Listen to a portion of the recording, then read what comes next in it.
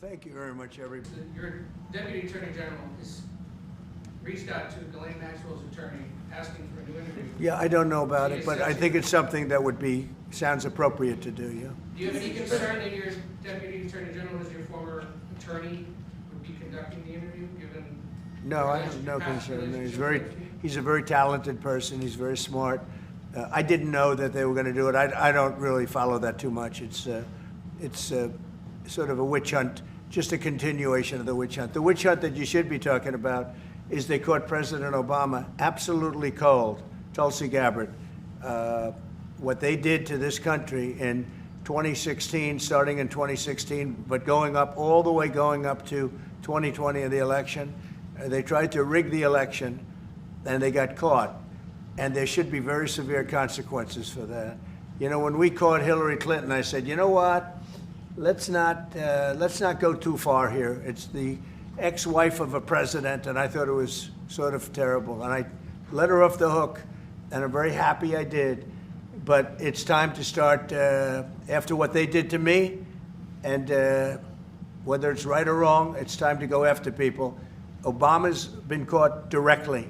So people say, oh, you know, a group. It's not a group. It's Obama. His orders are on the paper. The papers are signed. The papers came right out of their office. They sent everything to be highly classified. Well, the highly classified's been released. And what they did in 2016 and in 2020 is very criminal. It's criminal at the highest level.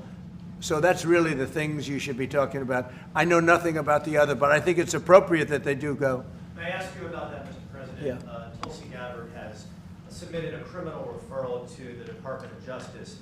From your perspective, who should the DOJ target as part of their investigation? What specific figures in the Obama administration? Well, based on what I read, and I read pretty much what you read, it would be President Obama. He started it.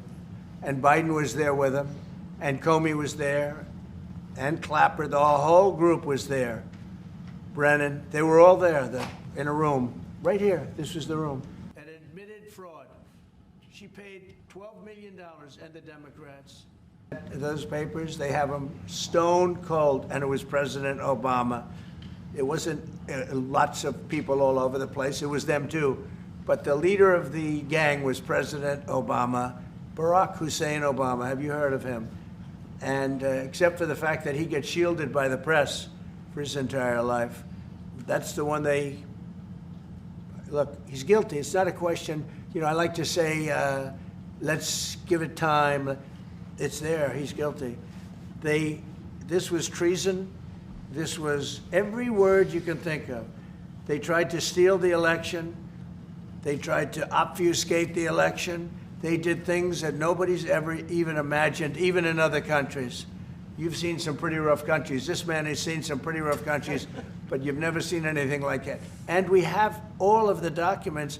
And from what Tulsi told me, she's got thousands of additional documents coming. So President Obama, it was his concept, his idea, but he also got it from crooked Hillary Clinton. Crooked is a $3 bill. The Philippines or anyone else was setting records at levels that nobody's ever seen before. But you know what?